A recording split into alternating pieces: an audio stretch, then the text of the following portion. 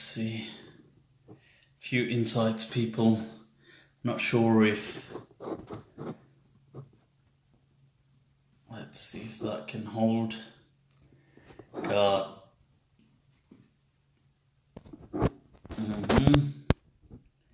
I take it that should be working to some extent, inshallah.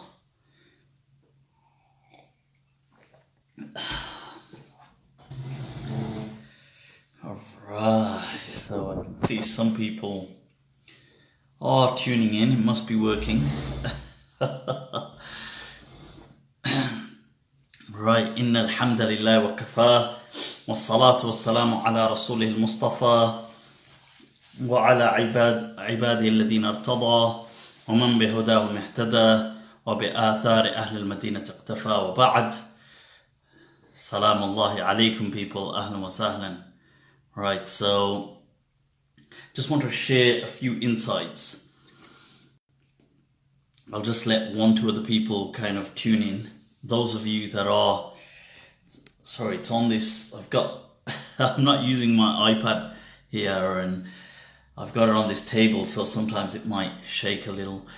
Okay, so shukran, ahlan wa sahlan.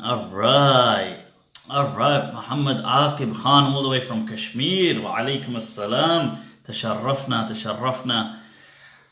Right, people, I wanted to take a few moments today, just share some insights which I do believe are incredibly important. It's to do with, I've been asked sometimes about many different topics and questions to do with the Qur'an. And sometimes these things can be summed up into methodological responses. Okay, so a lot of them fall under the same kind of response. If you just understand the key methodological difference, the answers to the other questions would make sense to you anyhow. So, I'm not in my Mufti cave, right? So this is post-iftar sessions, so they're not in the regular Mufti cave. Right, so that's with all my library and everything. But I want to take a look at how to read the Qur'an, okay? Now, when we read the Qur'an, and I don't mean by that a tajweed perspective on how to actually read as in recite the Qur'an. I'm speaking more from a perspective of understanding. How do we read the Qur'an? Now, there's different approaches to how this can be done. One approach that I'll be taking a look at and contrasting it with another, and that is a kind of dogmatist approach compared to a relativist approach. So these two avenues, if you like, that can be taken to understanding the Qur'an. One way is that this Qur'an, Allah has sent this and He is explaining everything there is ever to be really known. Anything else in life will always, so something not mentioned in here, we can learn about it, but it's not really that significant. Everything is just, the Qur'an will teach us about science, it will teach us about technology, it will teach us about medicine, it will teach us about taxonomy, it will teach us about economics, it will teach us about everything you can imagine. That's a perspective, that some people have that perspective. They think that the Qur'an has come, and they use certain verses like Allah will say tibyanan li kulli shay, that it's come as a clarification for everything, and they will understand this to mean this is a clarification of everything really ever. That's one way to look at this, and I'm gonna kind of come back to that. The other way is that the Qur'an came as a connection between the creator and creation. It was a rope, a lifeline. And Allah says, وَاعْتَصِمُوا بِحَبْلِ اللَّهِ. Hold on. And this connection was to reach mankind indefinitely, right throughout the time. But in order to do so, it had to focus on the society it was revealed in. They were the primary target. Therefore, they were a make or break deal. So the first effective community of Islam it all depended on them. So the Qur'an, the style, the language, naturally the language, but the language, the style, even the imagery, the key concepts, not all concepts, but several had to tie in significantly with the lives of the people, the first recipients of the Qur'an. So that's two very different ways on how to look at the Qur'an. And this makes a huge difference on the outcome when you're reading the Qur'an. So I want to go into this as an example. So I want to take a look at a verse of the Qur'an that I was actually pondering over today. And this is why I thought, well, maybe it'll be worth sharing some insights on this. And it's a verse from Surah At-Tawbah where Allah is explaining the months in the year. But before we go to that, in order to highlight these two different ways that I've said, how we look at the Qur'an, one being a dogmatist approach, that everything, we take it as dogma, we do not question, we do not try to necessarily, we can understand the actual wording, but we don't try to understand beyond that. We take this as, this is how it was always meant to be. It's not about this came for the people it came for, it came forever like that. So let's take an example to clarify this. Let's go to Surah Dhariyat. Okay. So in Surah Dhariyat, which begins, that Bismillah ar-Rahman ar-Rahim wa Dhariyati Dharwan. So in this surah, Allah goes on to say, when he's explaining creation, وَالْأَرْضَ فَرَشْنَاهَا فَنِعْمَ الْمَاهِدُونَ, that Allah laid out the earth and so on. And I've discussed this previously when people have asked me about the flat earth perspective, and no, it's got nothing to do with that. But then Allah goes on to say, وَمِن كُلِّ شَيْءٍ خَلَقْنَا زَوْجَيْنِ, and from everything we created two genders. Okay, zawjain, partners. From every single thing, from every species, there was two sexes, two binary gender. وَمِن كُلِّ شَيْءٍ, from everything, خَلَقْنَا زَوْجَيْنِ لَعَلَّكُمْ تَذَكَّرُونَ, in the hope that you may come to think about this or reflect, or that it may be a reminder for you. And then Allah goes on to say that turn back to Allah, فَفِرُّوا إِلَى اللَّهِ. Now what's interesting is the dogmatist approach here would say, well, okay, Allah has taught us a law and everything must forever fit in that. If we find anything in the real world that goes against that, we just ignore this because that is how it always must be. A relativist approach would be to look at that and say, well, no, Allah was addressing primarily the first recipients of the Qur'an in a general way in how they understood the Qur'an, how they understood the world. And things generally do come in binary gender. So now when we've discovered, let's say there is the Mexico whiptail lizard as an example, which has a single gender. It doesn't have, it's a single gender species. And there are other species as well that are single gender. Now, when you come across that, does that mean, oh my God, the Qur'an is wrong? Does that mean there's a mistake in the Qur'an? Because Allah says, وَمِن كُلِّ شَيْءٍ خَلَقْنَا زَوْجَيْنِ. We created from everything, كُلِّ شَيْءٍ زَوْجَيْنِ. But how can there be a single gender species then? Well, the answer to that the answer to that is that when Allah is addressing the people, He's addressing them relative to them and their immediate surroundings and world. He's not addressing everything in its entirety, because if you do take that as a dogmatic approach, you will then struggle in saying, well, this doesn't add up with the real world then. Because there are certain species in the real world that are single gendered.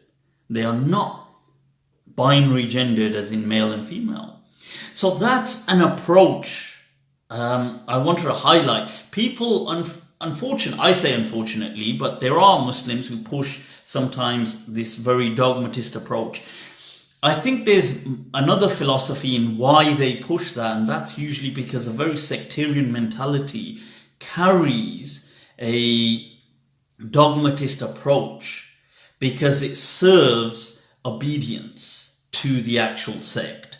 So usually any kind of denominational sectarian groups do not like critical thinking, because critical thinking will make you question the group, and which by its nature undermines the authority of the group. So usually a dogmatist approach has no room for critical thinking. Okay.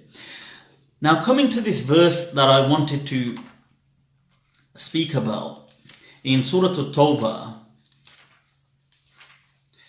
Right, now Allah subhanahu wa ta'ala says here, Inna iddata shuhur, this is verse 36, Inna iddata shuhuri inda Allah, Ithna ashara shahran fi kitabillahi yawma khalaqa as-samawati wal ard, minha arba'atun hurum, dhalika ad-din al-qayyim, fala tadhlimu fihinna anfusakum.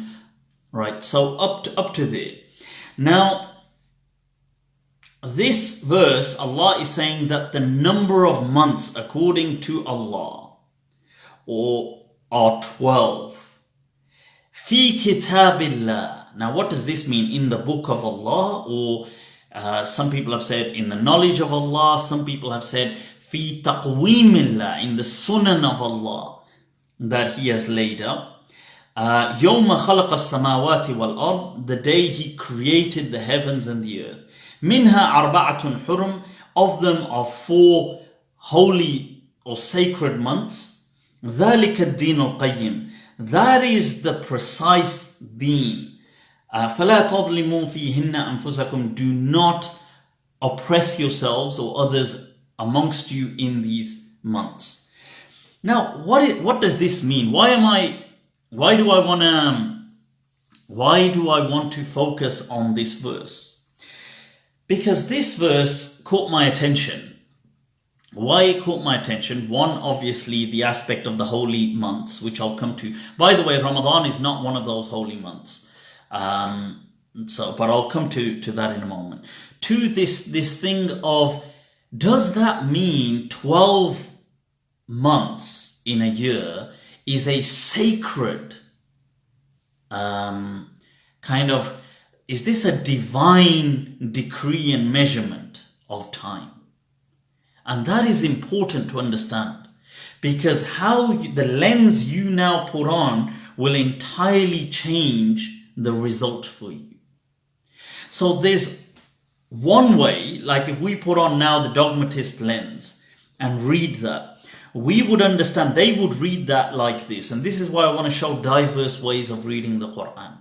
They would understand that as Inna iddata shahuri inda Allah, that Allah is telling us, indeed, the months as they've been laid out are only 12.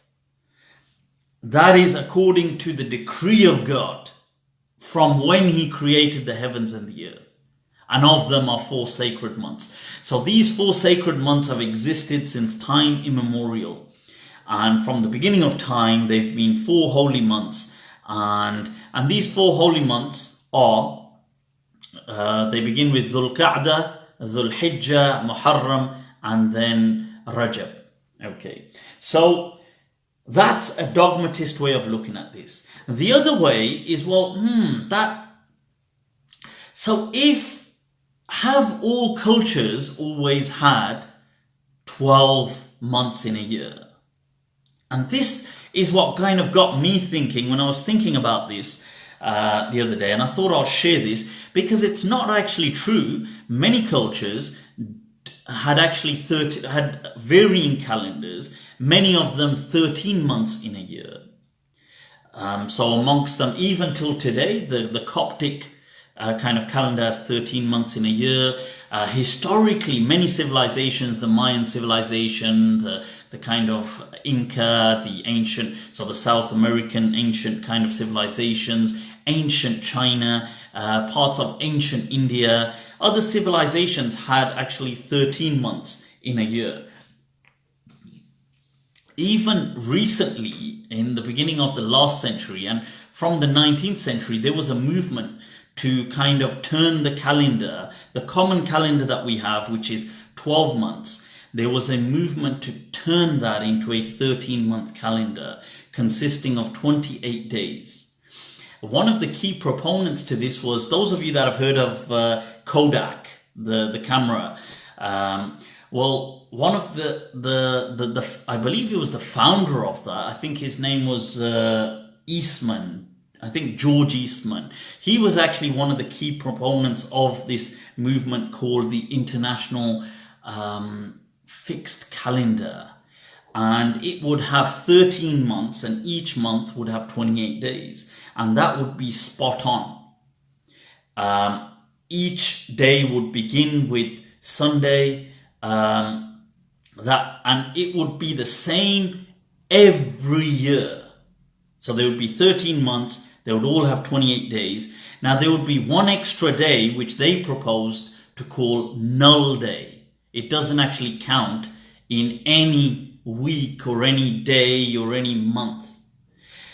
This kind of proposition they had, which they called an international fixed calendar, they actually ran it, Kodak ran this with many factories and businesses throughout the world. And I believe for several decades throughout the last century, up until maybe the late 70s or early 80s, they actually tried to head that campaign. It eventually kind of died down.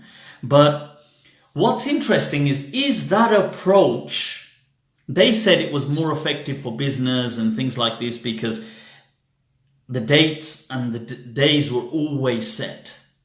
But the question was that against God's law? This becomes the interesting question. That by doing so, do we suddenly become anti-God? That's the question that I'm trying to get at. And from a dogmatist perspective, if you read the Qur'an in a dogmatist approach, you would say, yes, that is, not only is that anti-Gregorian calendar, but that's actually anti-God. Because although the Gregorian calendar is based on the solar cycle, but it is still 12 months in a year, and to set 13 months, as these people had done, would be to go against God. If you read that in a relativist approach, you would understand, well, actually, no. What Allah was saying here is He was addressing the Arabs with an understanding they already had. So the Arabs already, and most of the world, used to set their calendar through the moon. And in another verse of the Qur'an, you find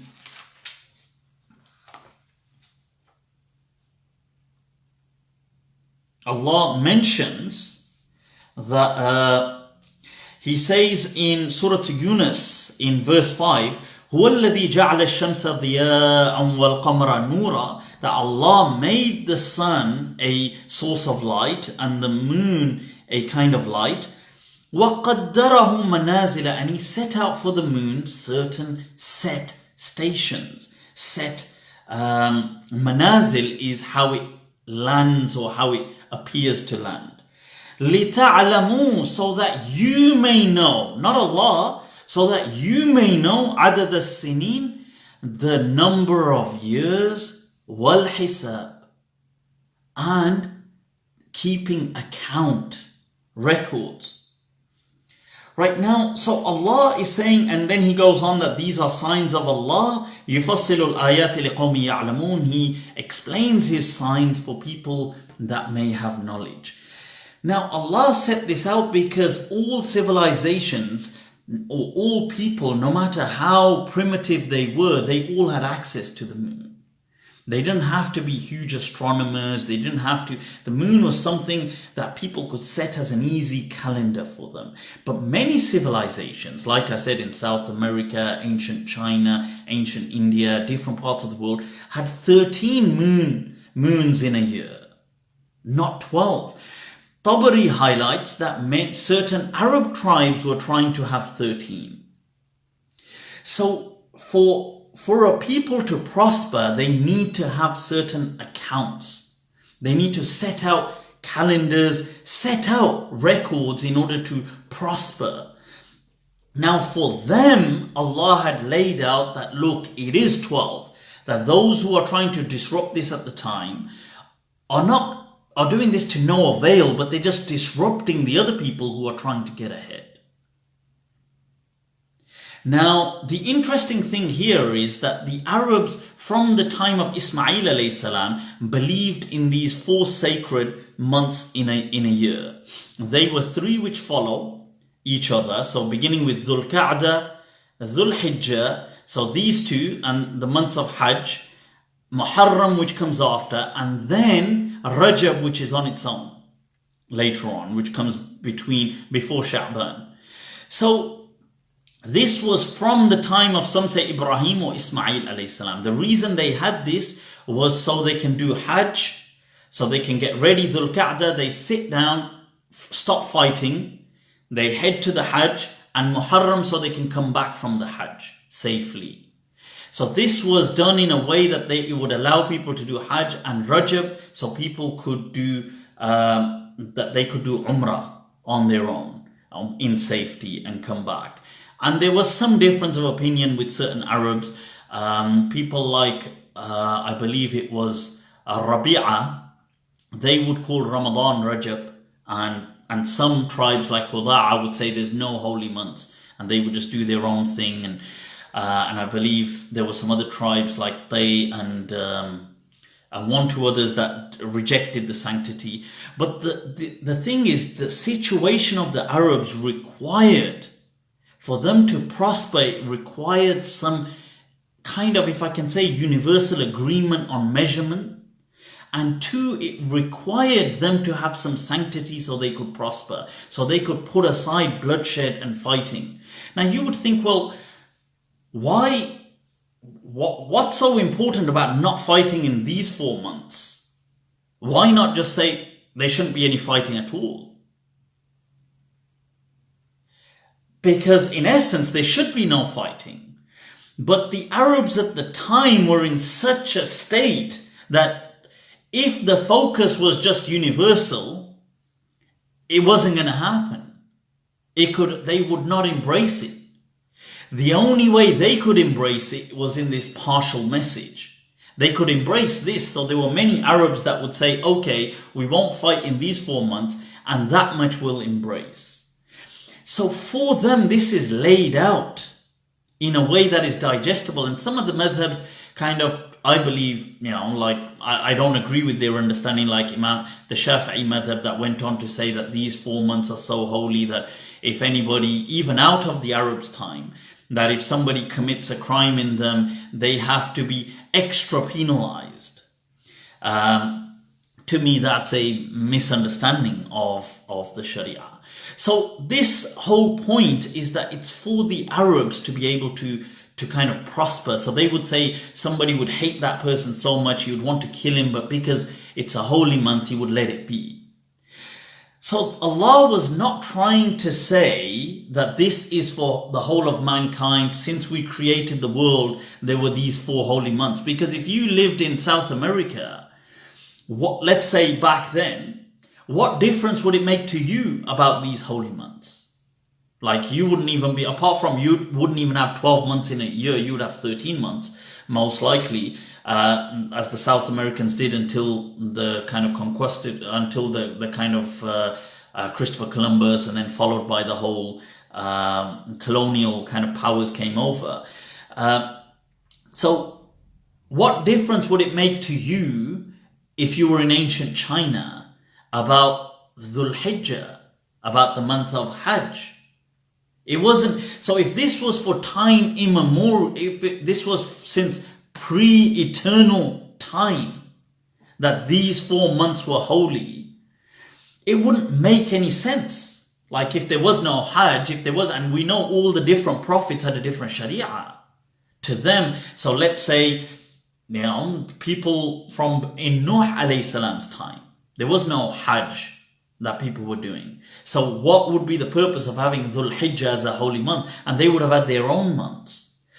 So what does that mean now, this verse that we were reading in Surah At-Tawbah is meaningless?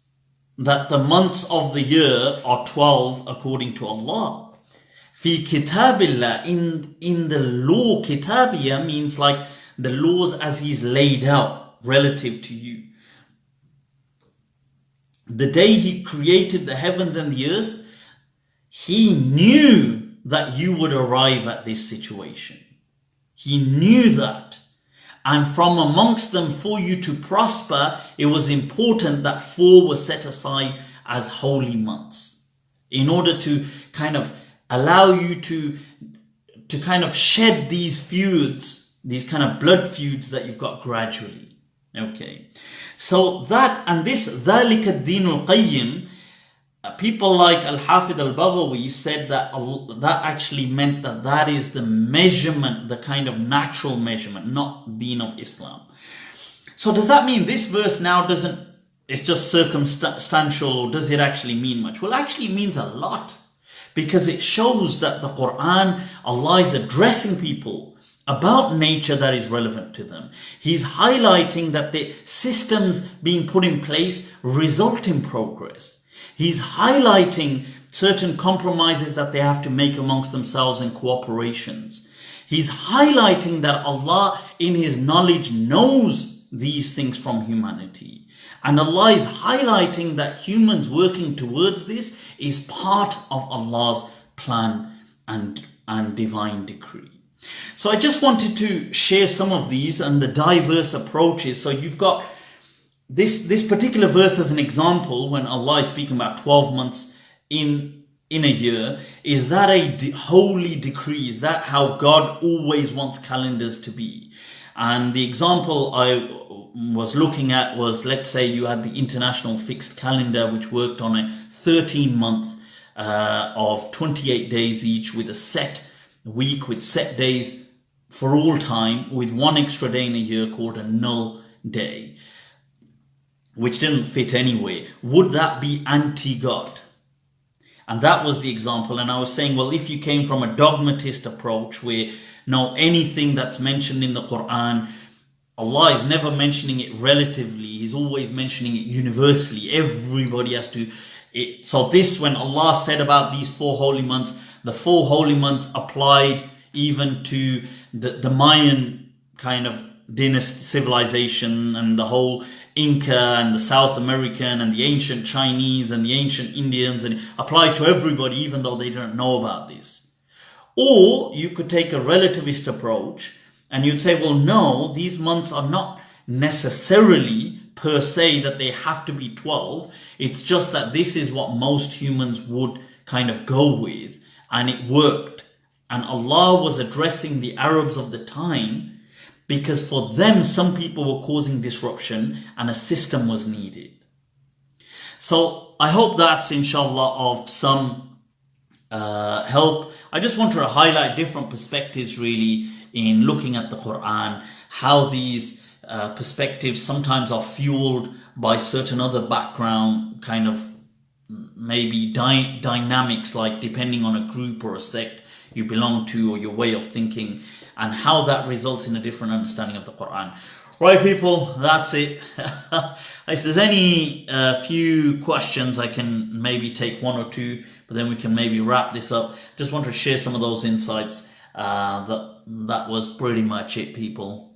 Alright, shukran, Khalil Muhammad Naf. enough. Alright, okay. Enough it is. Shukran wa ahlan wa sahlan. Sajida, loving these Ramadan bites. Shukran. Barakallahu feek. Cool. Any other interesting... if there's any one or two questions, I can take them. And then wrap this up. Those who attribute teeth to Allah. That's absurd. Amir Liaqat. He's always full of drama. There's a conversation about abortion laws going on. Your views. Whoa, that's a completely different topic right there. I mean, you see, my understanding on things like abortion are that parents have a choice. I do recognize that some people are much more... I think actually in the UK, I could be wrong, but my understanding is in the UK, people are pretty chilled about these kind of things. I think this is more an American kind of heated discussion. In the UK, I think pretty much everybody, I don't know, the general feel is this isn't really a big deal. People understand it's not that they don't recognize that the fetus isn't alive. They recognize that it's alive. But life is like a continuum. So it's not the same as a human that is born. So many things, so life is obviously developing on this continuum. Because in that sense, even plants are alive. Animals are alive. There's many, and obviously this is a fetus on its way to becoming a human being. But before it's become, abortion, is it a right that the parents have based on certain, whatever their understanding of their circumstances? I would go with the understanding that they do have this right. And I'm sure people would disagree with that, and I accept that. There's no, I don't think everybody has to agree with what I say or how I see things. Any recommendations on what type of kajur, what type of dates to eat? God damn, good to see that. Good to see that people have got their priorities in focus. Alright, so here it's a political, because our baby orange. Oh, because in America it's crazy. I think it's a make or break deal for, I think, presidential candidates. Obviously, I mean, well, alright, any other one, two? Otherwise, let's call this a wrap, people. It's 10th Muharram when you get a chance. Sure, later on, it's not Muharram right now. I don't think we need to stress too much about Muharram right now. But as it comes, we can definitely take a look at that. Cool, people. I think we'll leave it to that. Any issues, inshallah, give me a shout, reach out. Right, I have no idea about sports. Somebody asked me about sports. I don't really watch many sports. So no idea. I had to actually catch up about this whole Mo Salah thing, because at first I had no idea what was going on. Two approaches can be fused into one approach, even closer to the truth. I don't know if the two lenses can simultaneously be one. I don't know if you can simultaneously be dogmatic and like looking at things critically and relatively. I don't know if you can. But yes, of course, there can be certain things. Unquestionably, not everything in the Qur'an has to be relatively spoken of, because some things are just very clear. But I was speaking about certain things where Allah is addressing you about you or the world or nature. These things, do they have to be taken as a, is Allah addressing you with prior knowledge, or is He addressing you as though you have no knowledge and this is where knowledge now begins? That's the kind of question. So if Allah mentions something about creatures, does that mean we dismiss all? Does Allah expect us to now build our knowledge of creatures starting from that point on? Or is this supposed to go into your existing knowledge? That's the question. Right. Did the fire literally cool for Ibrahim alayhi salam? That's once again goes into, nowhere in the Qur'an does it actually mention that Ibrahim alayhi salam was thrown into the fire. It doesn't mention that in any of the verses. It mentions that he was saved from it. Just as Noah was saved from the flood. He wasn't actually, drowned or casted into the water and then saved. It wasn't like that. So, cool. Right, people, inshallah. Some strange questions coming on. I've got no idea here what on earth is going on about Ibrahim alayhi salam and the Shia. The Shia and Ibrahim. No idea what you're on about. Obviously, the fasts are getting to you. Alright, people, let's call it a wrap, inshallah. Take very good care of yourselves. Stay awesome, stay blessed, stay in touch. This should be up on my YouTube. By the way, and subscribe to my YouTube channel so you can keep in touch with the latest clips, people, and the latest fatwa. Alright, take very good care of yourselves. Assalamu alaikum wa rahmatullahi ta'ala wa barakatuh.